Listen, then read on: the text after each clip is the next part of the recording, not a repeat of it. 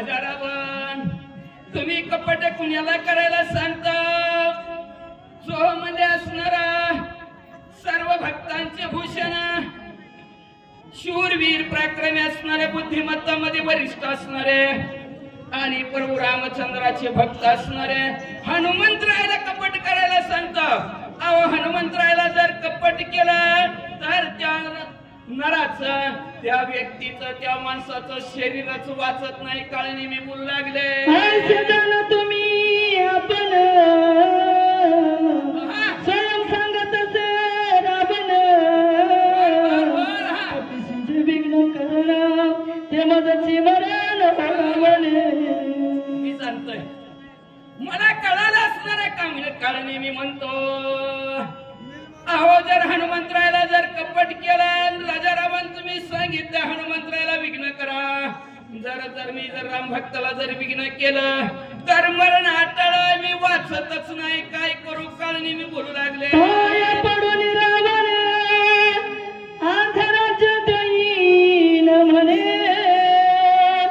मदनी मलिया प्राणे राज्य कोणी भोगावे. राजा रावण तुम्ही म्हणतो बक्षीस आहे, बक्षीस आहे, बक्षीस आहे, लय मोठं बक्षीस आहे. कशासाठी बक्षीस आहे? राम कार्याला जो काही विघ्न करील त्याला अर्ध राज्य, असं बक्षीस राजा रावणाने काळनेमीला ठेवलंय. पण काळनेमी म्हणू लागला प्रभू रामचंद्राच्या कार्याला आणि हनुमंतरायाच्या कार्याला विघ्न केलं की माणूस वाचतच नाही. पण नाही वाचल्यावर ते अर्ध राज्य घेऊन काय त्याचा उपयोग आहे? काय मी करू? तरी रावणाची करील घाते तया परीस हनुमंते वय म्हणते हित काही. आता काळनेमीने विचार केला, आता जर हित जर थांबलो तर राजा रावण संपून टाकते, आणि राजा रावणाने संपवलं की नरकात जाते. मग त्याच्यासाठी त्याची माझी करी ती हित सक, सर्व हित कुणाच्या हातात आहे? राम भक्ताच्या हातात आहे, प्रभू रामचंद्राच्या हातात आहे. जर आपण जर प्रभू रामचंद्राचा भक्त हनुमंतरायाच्या हातून जर संपलो तर आपलं हित होईल, कल्याण होईल, सुख पावल, आनंद होईल, असा विचार काळनेमीने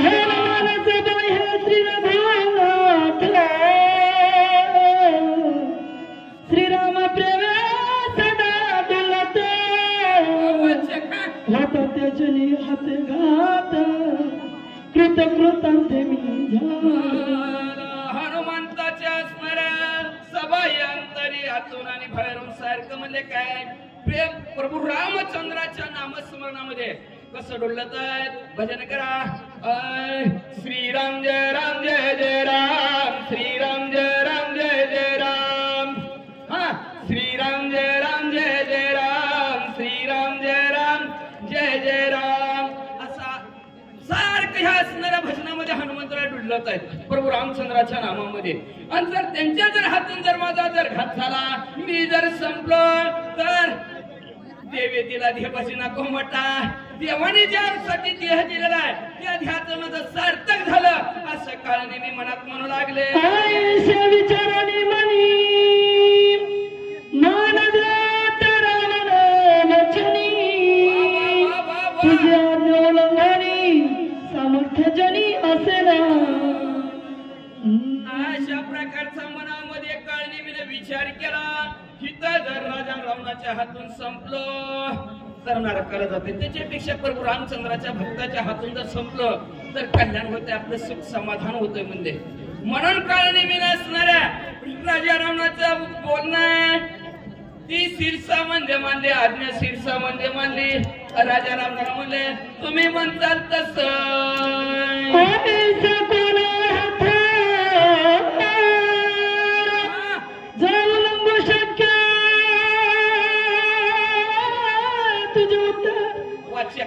करणे नमस्कार निशाचर उसळला. अहो राजा रावण एवढे भले मोठे तुम्ही, ज्ञानाने कमी नाही, संपत्तीने कमी नाही, सत्तेने तर कमीच नाही. असे एवढे भले मोठे राजा रावण तुम्ही असताना तुमच्या शब्दाच्या पलीकडे कोण जाईल का? म्हणले कोण? कोणी सुद्धा जाणार नाही म्हणले असणार. अहो तुम्ही सांगत तसं तुमच्यासाठी काय पण असं असणारा कळणे मी म्हणतात कळणे मी उड्डाण मारलो.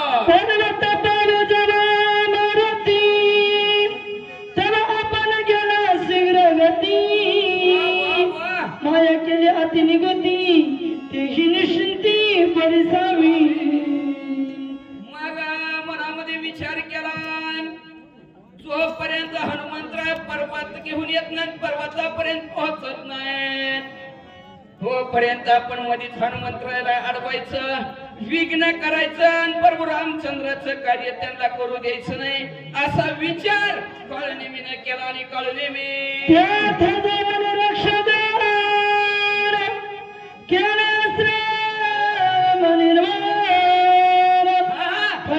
संपूर्ण वृक्षारोपण अतिरम्य.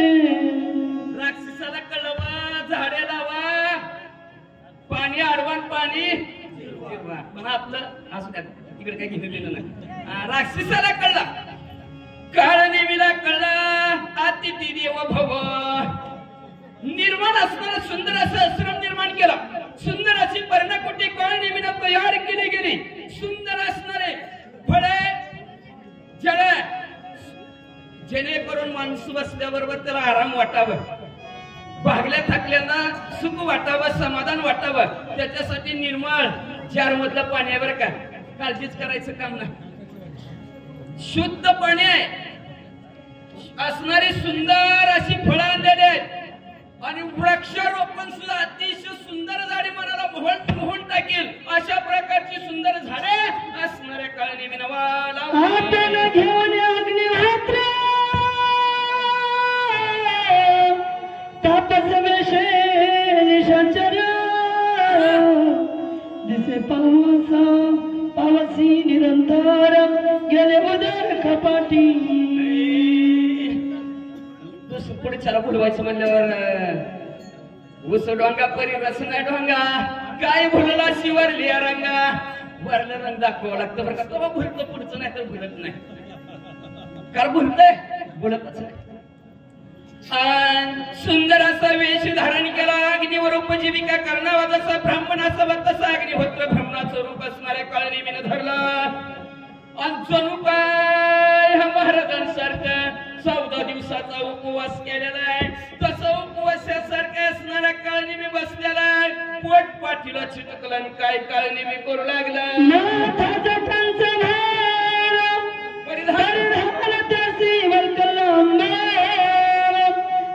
त्रिवाडले शोमश्रुभार आदि विचित्र भासती.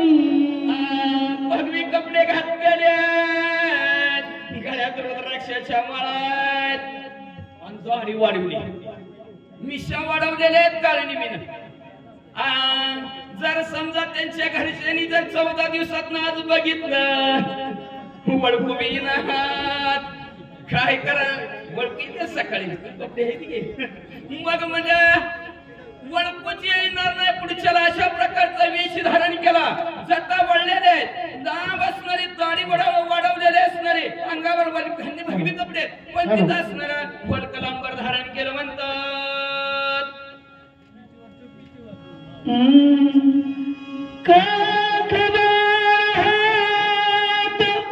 लिंग बुडाले केशात वानप्रस्थ रूप तेथ जप करीत एकाग्र.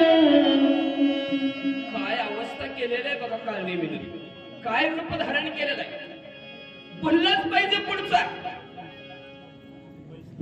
हात केस असणाऱ्या अंगावर आहे त्या केसामध्ये असणाऱ्या सर्व अवयव असतील उडालेले आहेत असणार एवढे केस वाढवलेले आहेत. आणि जसं वानप्रस्थ असावा वनात राहणारा आणि त्या वनात राहणारा एका मन त्याने केलेलं असावं आणि जसं भगवंताचं नामस्मरण करावं श्रीराम श्रीराम श्रीराम तसं असणारा जप करू लागले.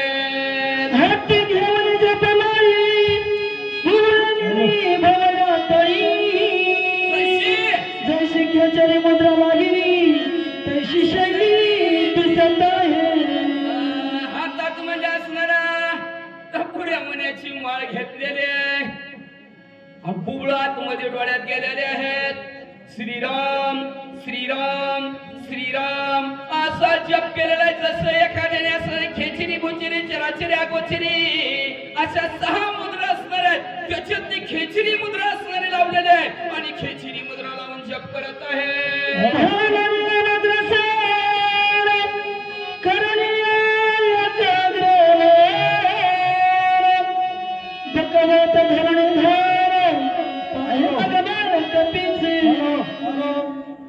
यानंतर वाचक मंथनोदय ठाकर यांच्याकडून यांना श्रीकांत पाटील तर्फे 200 रुपये बक्षीस देण्यात आलेलं आहे.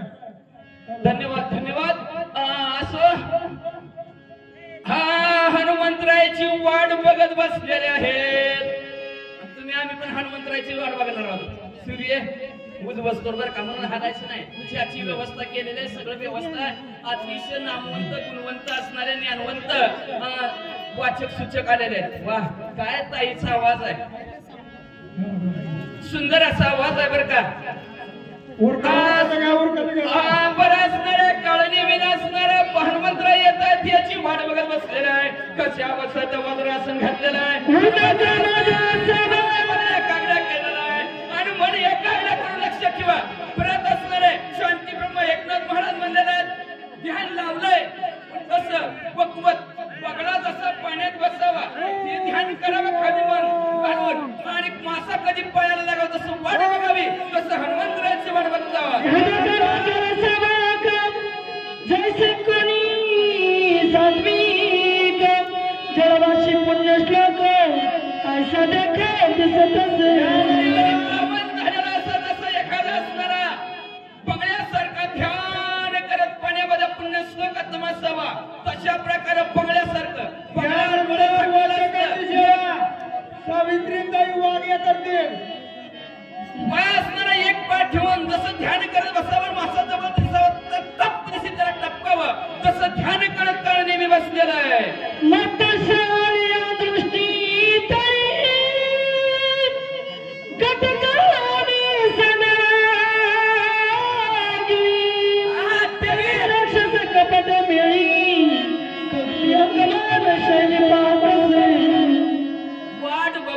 वाट बघू लागला हनुमंतरायाची वाट बघू लागला. कसे वाट बघू लागला.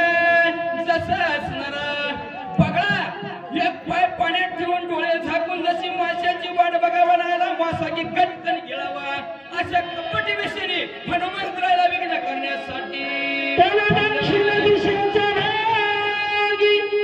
जैसे मुसाफिरी आली की नक्षत्रांचा पुण्य स्वर्गी दिसे वेग धावत. तेवढ्यात काळ नेहमी अशा अवस्थेत वाट बघतोय.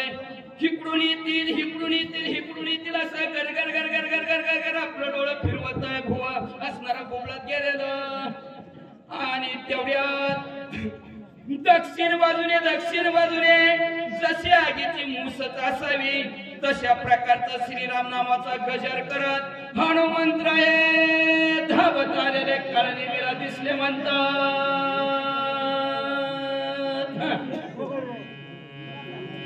प्रभु रामचंद्र भगवान की जय. पवन सूत हनुमान की जय. की बाळ सुरे उदयाला तैसा वेतसी दादुला ना तरी शेषापली गैनुनी निष्ठला मनी चारवया. यानंतर सूचकाची सेवा श्री हरीला वंडे करतील. ऐसे उठान कपीनाथा आले पर्वताच्या माथा देखता अंकता रक्षचित्ता धीर सर्वता न धरावे. उड्डाण हनुमंताचं आलेलं आहे. पर्वताच्या असणाऱ्या डोक्यावरती पायी ठेला जिथं काळनेमी सगळं नियोजन करून बसलेला होता त्या काळनेमी कशी हनुमंताचं उड्डाण आलं. काय झालं. डोळा पडली झापडी हाती वळली ओळंगडी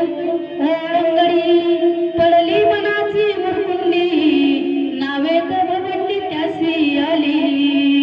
हनुमंताचं उड्डाण होतं महाराज.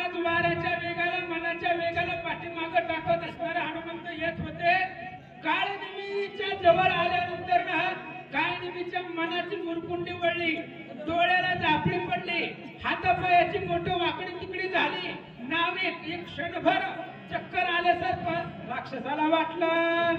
मग सावध होऊन पाही इचरोनी आपुलेची देही मने मज आले काही आठवण नाही कार्याची. हनुमंताच्या आगमनानं काळनिमीची अवस्था मूर्छित पडला, तो चक्करीत पडला. थोड्या वेळानं लगेच सावध झाला आणि विचार करू लागला, काय झालंय, आपण इथं कशाला आलोय, आपल्या स्वामींचं कार्य साधायचंय, हनुमंताला गुंतवून ठेवायचंय, हे आपलं कार्य आहे आणि फक्त त्याच्या आगमनानंच अशी अवस्था झाली आहे. विचार काळनिमी राक्षस करू लागला. सकळ जन्माचे निज सार मग जोड आले साचार आणि मी दुष्यंतीची पामर सोहित विचार ना ठावे. काळनिमी विचार करतोय, महाराज सगळ्या जन्माचं सार आज योगायोगानं सगळ्या जन्माचं सार्थक झालंय. आज माझ्या उद्धाराची वेळ आलेली आहे. रामभक्त हनुमंताच्या हातून आपल्याला मरण निश्चितच येणार आहे, कारण त्याला बी माहित आहे राम भक्ताच्या जर जवळ गेलं तर वाचतच नाही, आधीच सांगितलं होतं. आणि जेवढी आनंद जन्म पाठीमागतोय त्याचं सार्थक करण्याचा दिवस आज आलेला आहे, ती वेळ आलेली आहे, उद्धाराची वेळ आलेली आहे. आणि मी हे सगळं विसरलो आणि इथं चक्कर येऊन पडलो. विचारात राक्षस करू लागला. या स्वामी कार्य साधावे येथे की मुक्त व्हावे. कपी हसते कपी हसते ते ईश्वरोनी निज कार्य ते मूर्छित ताची ते पडिल असे. बोलू लागला, काय करायचं, मी माझ्या स्वामींचं कार्य साधायचं का हनुमंताच्या हातून मुक्त व्हायचं. आपल्याला आपल्या स्वामींचं कार्य साधता येणार नाही, कारण जगती तरी हनुमंताशी रणयुद्धाशी न भिडावे. हनुमंताच्या समान शक्ती कोणी नाही त्रिजगती, असा असणारा हनुमान आहे आणि त्याला आपल्याला जिंकता येईल का. मग आता हनुमंताच्या हातूनच मरायचं आणि जीवनाचं सार्थक करायचं विचार करू लागला. ऐसे विचारुनी मनी स्वस्त बसला आसनी कपिने देखिला दुरुनी मग धावून तेथे आला. आणि विचार केला काळनिमीनं हनुमंताच्या हातून मरण आणि मुक्त व्हायचं एकच पर्याय आहे, हनुमंताला जिंकता येणार नाही असा विचार केला. आसनावरती सावध बसला. तेवढ्या वेळामध्ये हनुमंताचं उड्डाण आलं. हनुमंताने पाहिलं तो साधू आहे आणि साधूच्या दर्शनानं शुद्ध साधुत्वानं साधू म्हणून नमस्कार कराय हनुमान आले. दुरुनी देखिला तापस हर्षी कपीचे मानस बरला सर्वांगी उल्हास ऋषी नमनास तेथे आला. हनुमंतरायानं बघितलं साधू आहे आणि त्या असणाऱ्या साधूचं दर्शन करण्यासाठी उल्हास होता अंतःकरणामध्ये. आपण कामाला चाललोय, साधू संतांचं दर्शन घ्यावं, त्याच्यामुळे आपल्याला यश मिळेल विचार हनुमंताने केला. आणि या दुष्ट काळनिमीला साधू समजून हनुमंत दर्शनासाठी आले. हनुमान श्रीराम किंकर राम रूप चराचर तेथे सर्वदा साचार प्रेम थोर श्रीरामासी. आणि हनुमान आदट महावीर असणारे हनुमंतरा आहेत आणि मुखामध्ये सदोदित रामाचं नाव आहे. सर्व इंद्रियाच्या ठाई राम कुंडला तुझे देही रामा वाचून नेनसी काही असा असणारा हनुमान आहे. मुखामध्ये सदोदित राम नामाचा उच्चार आहे आणि त्या काळनिमीला साधू समजून दर्शनासाठी हनुमानजी आले. ज्यासी जैसी अंतवृत्ती तेज राते तैसी देखती तेही विषयाची उपपती श्लोक संपती परिवसावी. आणि जसं ज्याचं अंतःकरण आहे तसंच तो जगाला बघतो. विषयी लोक असतील तर त्याच्या मनामध्ये कुणाला बघितलं की विषयच निर्माण होतो. धनलोभी असेल तर त्याला तसंच दिसतं. म्हणजे जसं वृत्ती आहे, जसं आपलं अंतःकरण आहे, तो व्यक्ती त्या जगाला तसंच बघतो. महाराज म्हणतात, दृष्टांत देऊन सांगतो, ऐका. सज्जनाचे मुख्य लक्षण ब्रह्म स्वरूप स्वयं आपण जग देखणे ब्रह्मपूर्ण कपट चिन्ह तोनेने. जो काही सज्जन आहे, संत आहे, साधू आहे, त्याचं मुख्य लक्षण सांगितलं. काय सांगितलं? जे जे भेटी जे भूता ते ते मानी जे भगवंता. हा भक्ती योग निश्चित जाणं माझं ही कुणाचं लक्षण आहे? सज्जनाचं. जो सज्जन आहे, साधू आहे, संत आहे, भक्त आहे, त्याला अखं त्रिभुवनच राममय दिसतं आणि सगळ्या जगाला तू रामरूपच बघतो. ही लक्षण सज्जनाचं असतात. ग्रंथकर्ते बोलतात, जाणून या काम क्रोध जिनून या काम क्रोध दोन्ही इंद्रियाचे धुंद खाऊनी विषयाचा स्कंद परमानंद पावले. साधू संत सज्जनाची लक्षणं सांगताय. विषयाचा कंद खणून टाकायचा, काम क्रोध लिहायला जिंकायचं. आपल्यासाठी ते खूप अवघड आहे महाराज. काम क्रोध लोभाला आपल्याला नाही जिंकता येतात, पण जे संत साधू असतात ते असणाऱ्या साधू संतांनी काम क्रोधाला जिंकलेला असतं. विषयाचा जो कंद आहे, मूळ आहे, मूळ विषयाचं ते खणून टाकलेलं असतं आणि एवढं सगळं केल्यानंतर ना परम आनंद त्या साधकाला प्राप्त होतो. तोच संत आहे, तोच सज्जन आहे. ऐका, त्याशी दृश्य दृष्टा दर्शन धय ध्याता आणि ध्यान ज्ञाता आणि ज्ञान अवघे चिंतन भासत. ज्याला सांगितलं कुणाला? जन काम क्रोधाला जिंकलेला आहे, जन विषयाचा कंद जे खणून टाकलेला आहे, अशा साधकाला जी काय दृश्य दर्शन आहे, जी बघण्याची क्रिया आहे, बघितल्यानंतर जो अनुभव आहे, जो पाहणार आहे, ही सगळं चितघन राममय भासत. जो साधू आहे, जो सज्जन आहे, त्याला सगळे असणारे त्रिपुटीची बोलवण होते आणि संपूर्ण विश्वच त्याला रामरूप दिसत असं सांगतात. सावित्राताई वाघ यांना श्रीकांत पाटील तर्फे 200 रुपये बक्षीस वाटा. हे सज्जनाचे लक्षण लुब्ध जे का विषय वितेषण सांगो त्याची ही चिन्ह सावधान अवधरा. हे सज्जनाची लक्षणे सांगितली आतापर्यंत. आता जे काही विषयामध्ये लुप्त झालेले साधक आहे, जे विषयाची आहारी झालेले जन झाले संसाराचे दास, जी संसारामध्ये संसाराची सेवा खूप नांदतात, अशा प्रकारचे काही यानंतर वाचकाची सेवा प्रणाली तांबे हे करतील आणि सुचकाची सेवा छगन काकडे बांडेगाव यांची होईल. वाचा. द्रव्य लाभ देखे जपासी सदा ओळखिले तपासी तयासी अनुग मात्र नुगलेसी वचनासी मने सर्वेसी मिदास तुझा. ज्याच्यापाशी द्रव्य लाभ आहे त्यालाच ओळखी दाखवायचं महाराज. ज्याच्यापाशी अफाट पैसा आहे त्याचं कुठूनही लांबून ओळखी काढायच्या, त्याचं नाव पुढं करायचं आणि आपलं कार्य साधायचं. ही धनलोभाची द्रव्य लोभाची त्या ठिकाणी असणारी अवस्था असते असं सांगतात. छगन काकडे सुचकाची सेवा करणार आहे बांडेगाव. श्री गणेशाय नमः. द्रव्य लाभ देखे जापासी सदा ओळखे तयासी अनुमात्र नुल्लगी वचनासी मने सर्वस्वेसी मी दास तुझा. गजानना श्री गणराया आदिवंतू तुझमोर ये. सकाळांच्या पायी माझे दंडवट आपणाले चित्त शुद्ध करा. लक्ष्मण शक्ती मुक्ती मौजे शेलगाव हा भव्य दिव्य सोहळा या ठिकाणी संपन्न होत आहे. या ठिकाणी गावकाका वर्णन करू लागले की असणारा वित्तेशन म्हणजे धनलोभी.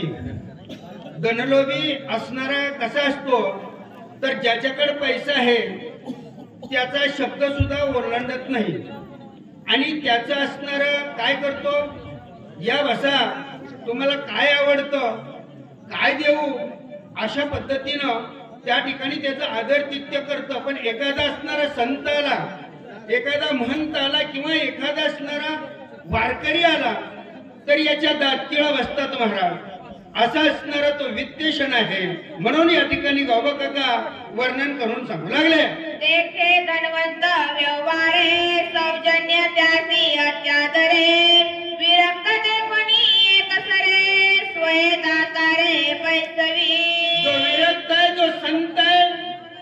जो साधू आहे तो घराला आल्यानंतर त्याला कधी कब्बर चहा पाजत नाही, तांब्यावर पाणी देत नाही आणि त्याची सतत असणारी निंदा करतो.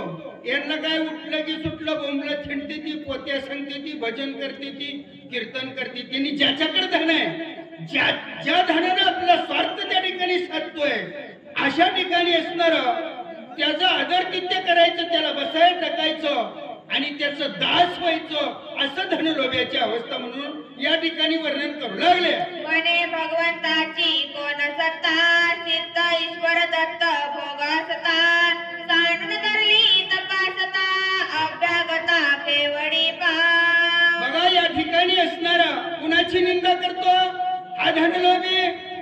काय म्हणले भाग्य माझं, कारण का मला एका सावकाराचं त्या ठिकाणी दास्यत्व त्या ठिकाणी पत्करावं लागतंय आणि त्या ठिकाणी माझा फायदा होतो. परंतु हे जे साधू आहेत, संत आहेत, जे भजने आहेत, जे कीर्तनकार कथाकार आहेत, यांना काय मिळतंय म्हणले? अरे हे उठते ती की सुटते ती, बोंबलं थिंडते ती, यांचं नशिबच फुटतं म्हणले.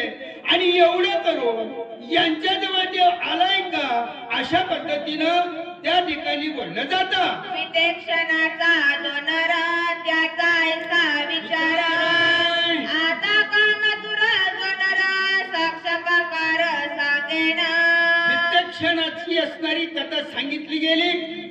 आता कामातूर म्हणजे वासनेच्या आहारी गेलेल्या व्यक्तीची त्या ठिकाणी गावबा काका आपल्याला सांगू लागले. गावबा काका म्हणू लागले, जो व्यक्ती असणारा वासनेच्या आहारी गेलाय, स्त्री लंपट आहे आणि त्याची काय अवस्था आहे, सावध ऐका. श्रीकाम जाचे चिती, माय बहिणी ते नळकटी, श्री रूप झाली वृत्ती, जग देखती श्री रूप. स्त्री कामाची ज्याच्यामध्ये असणारी वासना आहे, ज्याच्या अंतःकरणाच्या ठिकाणी एक स्त्री आहे, त्याला माई कळत नाही, बहीण कळत नाही, सतत असणारा तो नव्हे, जगच त्या ठिकाणी म्हणजेच काय, ज्याची जैशी अंतर्वर्ती तैसे ते जगाशी लेखती, अशी अवस्था त्याची होती. कारण का कामानं असणारा हा तुडुंब भरलेला पुरुष असतो, म्हणून त्याला सर्व जग त्या ठिकाणी स्त्री रूप दिसतं. माय बहीण त्याला कळत नाही, निंदा नालष्टी त्या ठिकाणी करतो. अशी अवस्था या स्त्री कामाची आहे म्हणून सांगू लागले. बापा भावाची सांगत गोष्टी, माय बहिणीचा विकल्प पोटी, इतराची कायची गोष्टी, सकळ सृष्टी माझारी. बघा या स्त्री कामानं बरबटलेला व्यक्ती असणारा काय करतो? एखादी माय माऊली असणारी आपल्या भावासोबत असणाऱ्या दिवाळीच्या सणाला निघावी आणि गाडीवर बसून जावी आणि कुठंतरी ऊन झालं म्हणून थोडं पाणी प्यायला थांबावे आणि दोन गोष्टी आपल्या भावाला आपल्या संसारातल्या सुखाच्या दुःखाच्या सांगाव्या. पण जो स्त्री लंपट आहे, ज्याची असणारी वासनेनं बरबट झालेला आहे, तो असणारा व्यक्ती त्या बहीण भावाच्या असणाऱ्या जोडीला ओळखत नाही. महाराज कुणीतरी दोघ जण बोलतात, काय बोलतात, यांचं काहीतरी असल, हे कसं काय दोघं बोलतात, अशा पद्धतीची अवस्था. आणि त्या स्त्री काम ज्याच्या अंतःकरणाच्या चित्ती आहे, ज्याच्या अंतःकरणाच्या ठिकाणी वासना भरली, असा असणारा तो स्त्री लंपट त्या ठिकाणी बोलतो. म्हणू लागले हनुमान साधुरत्न गदा, साधुरत्ने अद्वैत बोधा, नेने राक्षसाचे कपट भेदा, साधू तत्वे सुदन मुआला. आणि दुर्जनाचा फरक या ठिकाणी गावबा काकाला आपल्याला सांगितला गेला. पण हनुमंत असणारा सज्जन होता, निजभक्त होता, निशिम भक्ती करणारा होता. हनुमंताचे असणारं अंतःकरण त्या ठिकाणी निर्मळ होता आणि त्याच्यामुळं या डुप्लिकेट साधूवर हनुमंतानं विश्वास ठेवला. कारण का कुणी बी पांढऱ्या कपड्यावर विश्वास ठेवतो ना महाराज. आमच्या गळ्यामध्ये असणारा पंचा असतो, अंगावर पांढरी कपडे असतात, कुणी बी महाराज म्हणतो. पण महाराजाच्या अंतःकरणात काय कळतं हे त्या ठिकाणी कळत नसतं. तसं हनुमंतानं ही रामभक्त असल्यामुळं काळनिमीवर विश्वास ठेवला गेला. दिव्याश्रम मनोरमा देखोनिया महात्मा, नमन करीत प्लवंगमा, तिस प्रेम हरी. दिव्य शास्त्र त्या ठिकाणी निर्माण केलेलं आहे. हनुमंताचं साधूचं मन त्या ठिकाणी पांगुळलं गेलं. तो साधू बघितला, हजारो वर्षाचा तपस्वी असावा, कारण का त्या काळनिमीने तशी अवस्था करून घेतली होती महाराज. पोट पाठीला गेलता, गळ्यामध्ये मोठमोठे असणाऱ्या माळा होत्या, अंगाला विभूती पासलेली होती. सुंदर असं स्वरूप त्या ठिकाणी बघितलं. हनुमंताला वाटलं कुणीतरी साधू आहे, कुणीतरी महंत आहे, आपलं कार्य याचं दर्शन घेतल्यानंतर सफल होईल म्हणून त्या साधूला बघितलं. जय हरी महाराज. हे रुसव कार्याती कुशळ आला दे कोणी गोळा घातले लोटांगण प्रबळ चरण कमळ वंदना. म्हणून तो साधू आहे, तो संत आहे. हनुमंताला दोन्ही हात जोडला, साष्टांग दंडवट घातला आणि साधूच्या चरणावर असणारं हनुमंतानं लोटांगण घातलं गेलं. महाराज या ठिकाणी मी आलो आणि तसंच काळनिमीनं सुद्धा हनुमंताला आदरातिथ्य त्या ठिकाणी करू लागलो. बैस घातले वरसना आणिले चरण क्षण जीवना अद्यापाद्यादी संपादन पूजा विधान मांडिले. काळनिमीनं त्या ठिकाणी संधी साधली, बसायला वरासन टाकलं गेलं. या महाराज बसा. या ठिकाणी आद्य पाद्य पूजा त्या ठिकाणी केली. पाय धुण्यासाठी सुंदर असं सरोवरातलं पाणी आणलं. तुमचं पाय या ठिकाणी मी धुतो, तुमचं चरण तीर्थ. महाराज लय दिवस झाले मी या ठिकाणी तप करतोय, तुमचं असणारं पवित्र पाय माझ्या आश्रमाला लागलं गेलं, मी पावन झालो. काय नाही मी हनुमंताला बोलू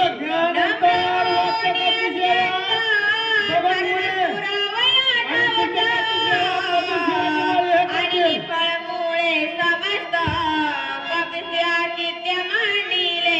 आणि मग त्या ठिकाणी सर्व थंड पाणी त्या ठिकाणी आणलं. फळं आणली, गोड असणारी स्वादिष्ट फळं आणली. श्री गणेशाय नमः, श्री पांडुरंगाय नमः, श्री प्रभू रामचंद्राय नमः. या लागी स्वामी कार्य न होता पूर्ण न करी फळ भोजन, तुझ्या आदरा लागी जन उदक पान करीन. ग्रंथा माझे ग्रंथ रामायण वाल्मिकी लिहिले परिपूर्ण. ऐकता बोलतो आपण, ऐकता निमाले माझे मी पण. बंधोनिया दशरथ नंदन आरंभित कथानुसंधान. बोलाजी बोला रघुनंदन, जय जय रघुनंदन. सुंदर अशी कथा सुरू आहे.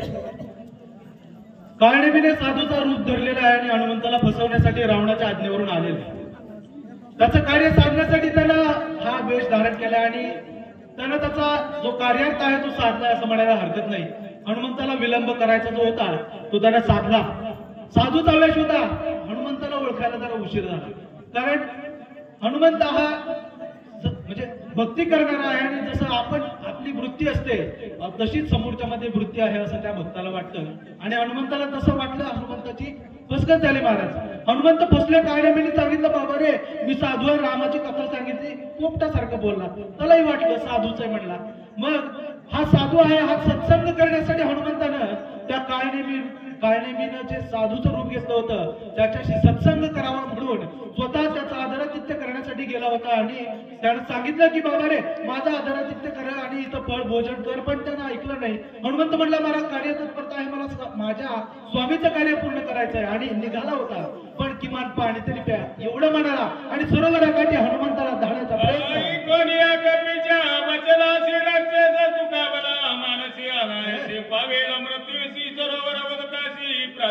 वा वा वा, काय नाही वेळ म्हटलं आपल्या मनात होतं की साध्य झालं गडी म्हणून. एवढा वेळ झालं सगळं चाललेलं होतं म्हटलं. हा जेवढा प्रपंच मांडला होता ना तो एवढ्यासाठीच मांडला होता. हनुमंताला थांबवायचं होतं. आपलं रूप जर दाखवलं तर आपल्यावर संकट ओढवून तिकडं होती. त्याला माहित होतं त्या सरोवरामध्ये असणारी जी मगर जी आहे ती मगर या हनुमंताचा काटाकडेच माहिती. आपल्याला जे करायचं आहे ते अनासायास्य होईल असं काळनेमीला वाटलं. मनाला हर्ष झाला आणि काळनेमी म्हणाला, अतिशय सुंदर कल्पना जी मला सुचली होती ती प्रत्यक्षात येताना दिसते. पूर्ण बोले करवी वचन स्वामी कार्य न होता जानाग्रहण करू नये. पण इकडे हनुमंतालाही सांगितलेलं होतं ना, स्वामींचं कार्य अगोदर असं हनुमंतराय म्हणत होते आणि मग स्वामींचं कार्य अगोदर असं मानावं आणि या साधूंची आज्ञा कशी मानावी रामाचं कार्य आपलं थांबेल, पण साधूची आज्ञा टाळता येत नाही. मग हनुमंताचं नेमकं काय मनस्थिती होती याबद्दल हे हनुमंतराय आपल्या समोर व्यक्त होतात. आश्रमाचं मी बरोबर अत्यंत पवित्र तेथीचे निरापान करिता अल्पमात्र औषधी समग्र देखसी.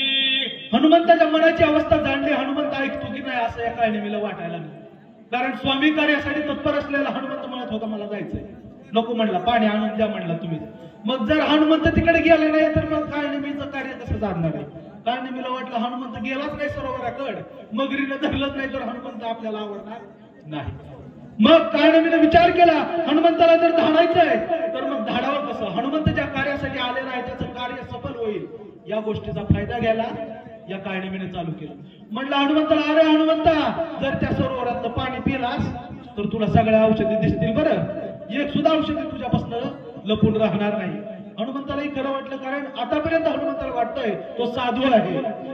हनुमान अत्यंत विश्वासू कपट सर्वत नाही मानसी, मानिले त्याची वचनासी निज मानसी कपिनाथे. मानिले त्याचे वचनासी. हनुमंताच्या मनामध्ये सद्भक्ती आहे आणि समोरचा एक भक्त आहे किंवा हरीचा भक्त आहे असं हनुमंताला त्यांना भासवलं होतं. आणि भक्त असेच असतात, समोरच्याचं कपट त्यांना दिसत नाही.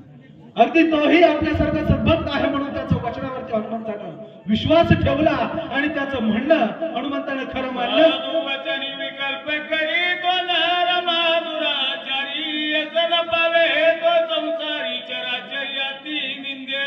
जो साधूंच्या वचनाचा अनादर करतो, त्यांचं वचन ऐकत नाही किंवा त्यांनी जे उपदेश केलेले आहेत ते तंतोतंत पाळत नाही किंवा त्यांचे जे उपदेश आहेत, सल्ले आहेत त्याप्रमाणे वागत नाही, त्याचा दुराचार अगदी वाढत वाढत जातो आणि तो शेवटी लयाला जातो असं ग्रंथकर्ते आपल्याला. ऐसा निश्चय करून पूर्ण मानवानी ऋषीचे वचन, मग दृष्टी सरोवर लक्षून उदक पान करवाला. ठीक आहे, मग साधूंचं जे वचन आहे त्याची आपण परिपूर्तता करावी यासाठी हनुमंतानं मनोद्धार म्हणजे मनाने निश्चय केला आणि आपण पाणी तरी किमान प्यावं म्हणून त्या सरोवराच्या दिशेने हनुमंतराय निघाले. उदक पानानु मत करावया उदकात रिगताची पायी तेत पायी त्वरित दरिला. हनुमंतरायांनी पाणी पिण्यासाठी सरोवरामध्ये प्रवेश केला, पण नुसता प्रवेश केला एवढंच घडलं नाही महाराज. तिथं असणाऱ्या मगरीनं या हनुमंतरायाच्या पायाला करकचून अगदी असं सगळं मगरीच्या विळख्यामध्ये हनुमंताचा पाय अडकला महाराज. ब्रह्मचापेचं बळग्राही हनुमान धरिला दक्षिण पायी, एरवो निद्रा वीर पायी बाई नाही कोणाचे. हनुमंताचा डावा पाय मगरीच्या विळख्यामध्ये अडकलेला, चमड्यामध्ये अडकलाय आणि मगर मिठी आपल्याला माहिती आहे एकदा पडल्यानंतर सुटत नाही. अगदी या मगरीची जी होती त्या दातामध्ये हनुमंताचा पाय अडकलाय. ब्रह्मशापाचं वरदान होतं तिला, म्हणजे ब्रह्मशाप लाभलेली ती मगर होती याची कथा आपल्याला ऐकायला मिळेलच. अशा मगरीच्या विळख्यामध्ये हनुमंताचा पाय अडकला, पण हनुमंत सबळ आहे याची कथा आपण मगाशीच ऐकली.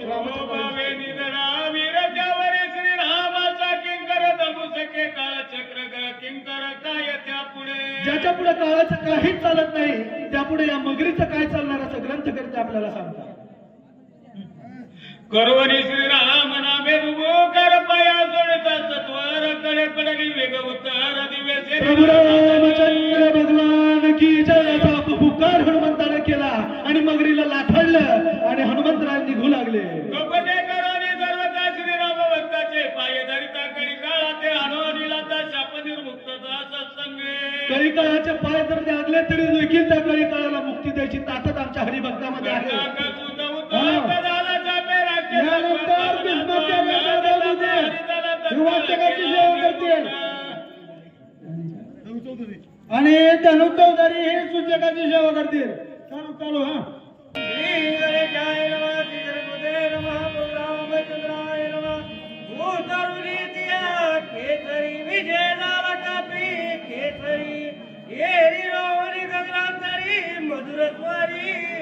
श्री गणेशाला वंदन करून प्रभू रामचंद्राचं स्मरण, सद्गुरूशी शरण जाऊन कथेचं अनुसंधान आहे. हनुमंतराय आणि अप्सरेचा उद्धार त्या ठिकाणी केलेला आहे. उद्धार होऊन असणारी अप्सरा त्या ठिकाणी आकाश मार्गाने उडालेली आहे व आकाशामध्ये आधांतरी त्या ठिकाणी राहिलेली आहे आणि हनुमंतरायाला त्या ठिकाणी अप्सरा काय बोलू लागलेली आहे. हनुमंता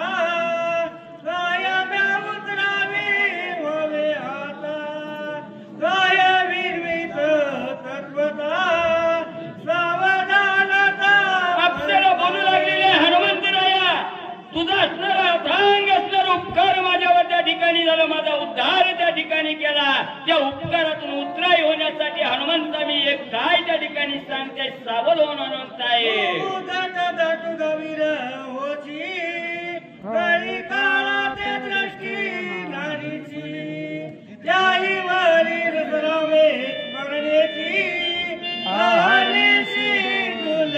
हनुमंता तू असणारा आढात दाटुगा वीर आहे त्या ठिकाणी. काही काळाची सुद्धा असणारी गिनती तुझ्यापाशी त्या ठिकाणी नाही. एवढा आढत दाटुगा वीर आहे, बलवान आहे, बलशाली असणारे हनुमंत आहे. आणि वरी असणाऱ्या प्रभू रामचंद्राचा अखंड रामनामाचं स्मरण हनुमंता तुझ्या जवळ आहे.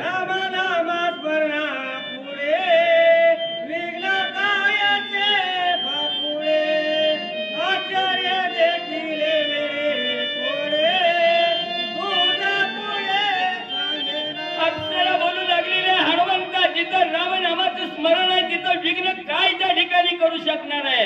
ही याची आज असणारी प्रचिती बघितली गेली हनुमंता. म्हणून तुला असणारं एक माझं मनोगत आहे, ऐक हनुमंता. राम भक्त नेलाची कापी मात निष्कापट तुकपीनाथ राम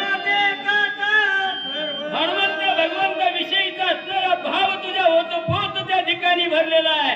आणि जिथं भगवंताविषयी भाव आहे तिथं कपट त्या ठिकाणी येत नाही. तो साधक कपटाला त्या ठिकाणी म्हणजे असणारं कपट ध्यानात त्या ठिकाणी येत नाही.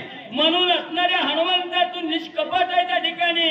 म्हणून समोरचा असणारा कपटी आहे त्याचं कपट हनुमंता तुला त्या ठिकाणी अजून कळालेलं नाही. मी तुझं प्रती सावधाय के कपीपती केवळ कपटी कपट मूर्ती हनुमंत संवाद त्या ठिकाणी हो. हा असणारा जो समोर बसलेला आहे साधू नाही, संत नाही, वेश त्या ठिकाणी घेतलेला आहे, संन्यासाचा असणारी कपडे त्या ठिकाणी घातलेली आहे, पण धूर्त असणारा कपटे हनुमंत असणारा राक्षस आहे. रामाचा निज भक्त स्वामी कार्य लागी उदक्त अति संकटी दूर पंत हनुमंत तू असणारा निश्चिम स्वामी भक्त आहे. आणि स्वामी भक्ताजवळ असणारं कपट त्या ठिकाणी झटक्याला राहत नाही. एवढा लांबून मली त्या ठिकाणी आलेला आहे. म्हणून मली एवढा असणारा त्या ठिकाणी विचार कर, समोरचा साधू नाही, पांढरी शिपट कपडे घालून आलेला बगळा आहे म्हणजे तो डोमकावळा आहे. त्याची म्हणती परम साधू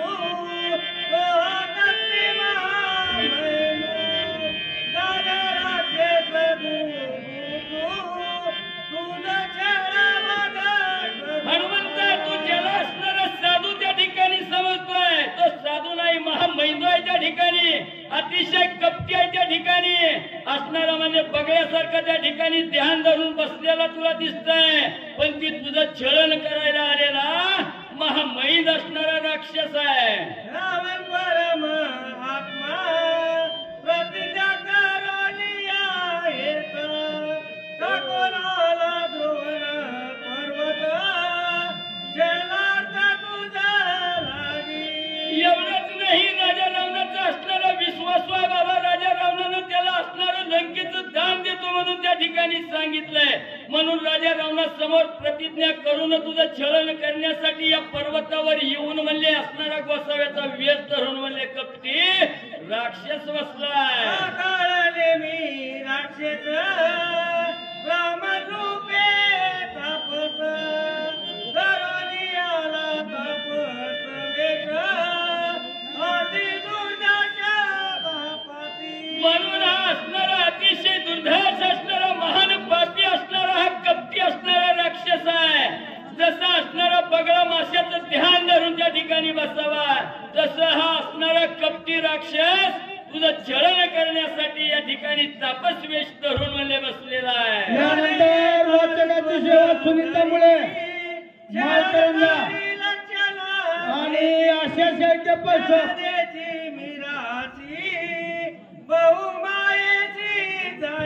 अरे हनुमंता ही असणारा राक्षस आहे. काही मायावी त्या ठिकाणी असणारं रूप त्या ठिकाणी करतात. मायावी करण्यामध्ये पटाईत असणारा राक्षस आहे. आता म्हणजे असणारा तुझं चलन म्हणजे त्या ठिकाणी या राक्षस आणि कधी येईल